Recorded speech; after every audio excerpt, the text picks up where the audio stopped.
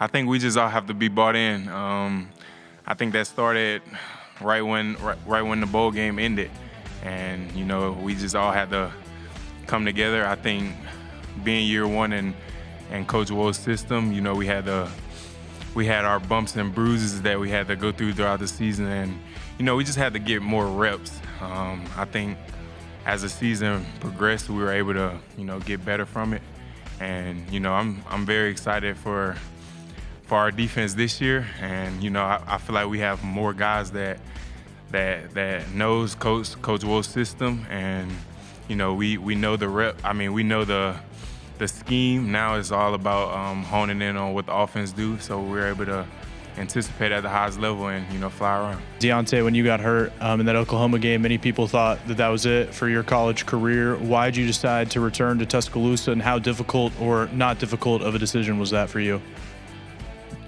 Yeah, it was definitely a very hard decision. I think any college athlete, any college football player, we all have dreams and aspirations of playing at the next level, and I feel like I had that opportunity, but I had to look past that a little bit. It was still some things I needed to work on.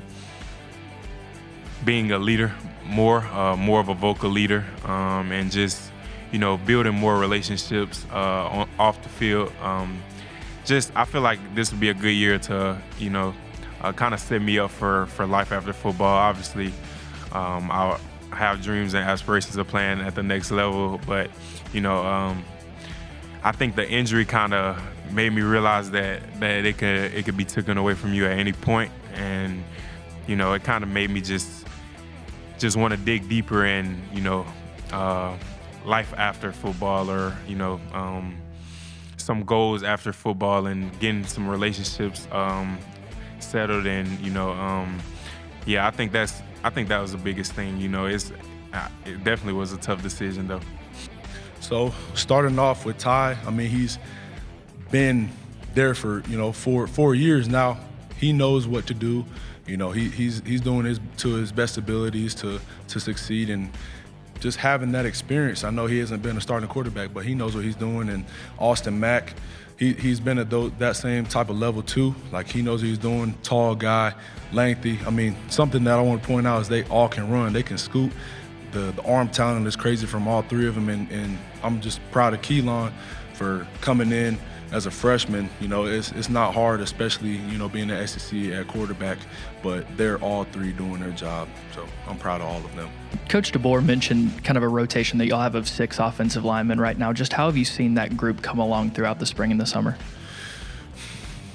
I would say every single offensive lineman, just going from the whatever top 6 to all 20 of them, even the walk-ons, we're working our tails off in the weight room, in the meeting room. Like, especially I just want to highlight the freshmen that have came in. All of them came in ready to go, ready to work. I would say even better than me when I came in as a freshman. They just have that level of intensity to them, and I know they want to work. But the top 6, I mean, whoever those 5 are that are, come August 30th, I'm gonna be proud of each one of them, and I know that the coaches are gonna make the best decision moving forward. A lot of guys been putting in a lot of work, especially D-line, just the whole team. And then Coach Ballou, he's been doing a wonderful job as far as, having us being as strong as we are, as big as we are, as fast as we are. So it's been some great work this summer. I spoke with your dad a moment ago. He talked about how proud he is of you and how much he wanted you to play here for Alabama. To be sitting here as a player and a leader, a representative of the Tide, what does that mean? How motivated are you to lead this new charge at Alabama? I'm gonna say I'm so Roll Tide. I'm so Alabama. Like, growing up watching it my whole life, then finally get to be a part of it. Now I finally get to lead it. It's an honor and a blessing and a privilege. So, I talk to God all the time to make sure I'm leading in the right way and that I'm guiding the boys in the right way.